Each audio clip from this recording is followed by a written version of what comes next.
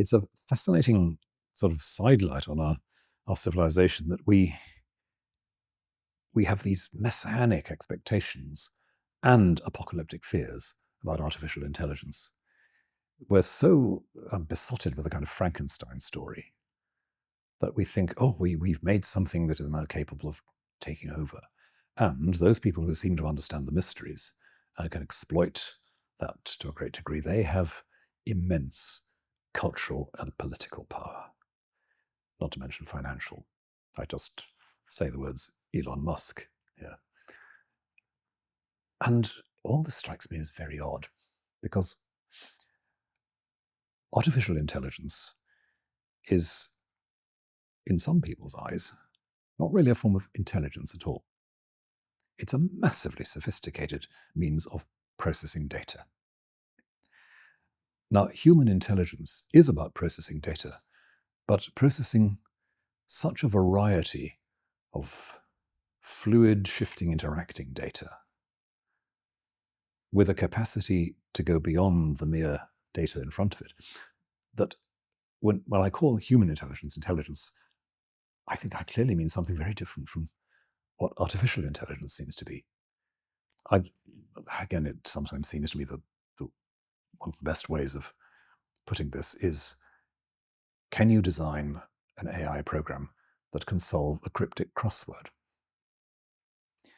I'm a crossword addict, so I put my hand up here, and perhaps I'm overcompensating for something. But it does seem to me that in resolving cryptic crosswords, you need quite a bit of data around, and then there comes a curious kind of click of intuition, where you say, that could mean that, and so if that means that, that means that, that means that, and that fits.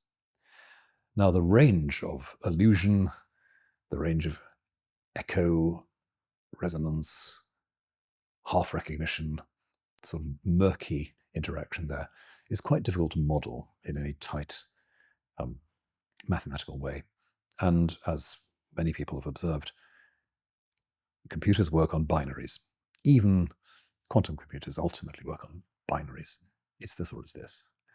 And our human intelligence, which grows and matures in the context of a body that is thinking and adjusting and finding its way, doesn't just work with binaries. It's looking constantly for ways round, ways in. And my biggest worry about AI is not that we will be overtaken by malicious robots. It is occasionally that we'll be overtaken or overcome by Elon Musk and other technocrats. But my big worry is that we come to think that intelligence is no more than what computers do. And that is bad news for the human race, because it undermines the instinctive, embodied, relational aspects of knowledge and intelligent life that we just take for granted in our human interaction. And our education systems are already well on the way to assuming that intelligence is really just that particular kind of problem-solving skill, which the computer exemplifies so wonderfully. So I'm not sure how frightened to be of AI. I'm more afraid of the people who run it and control it. And I'm more afraid of the way in which we buy into that reduction of the very idea of intelligence that's involved there. Somebody said, I think, that a clock doesn't know what time it is. The clock, as it were, processes a certain amount of information. Its mechanism is designed to solve the question you put into it. But a clock, as the hands go to 4 p.m., doesn't say, oh my God, I'm due at so-and-so, or I've missed meeting my partner, I should have telephoned somebody. Clocks don't do that. Similarly, when computers proverbially win chess games or whatever, they don't jump up and down, order some champagne, whatever. And something about that overflow, that gratuity of human response, that doing of things that are not really necessary, that's part of intelligence as well. Art is part of intelligence.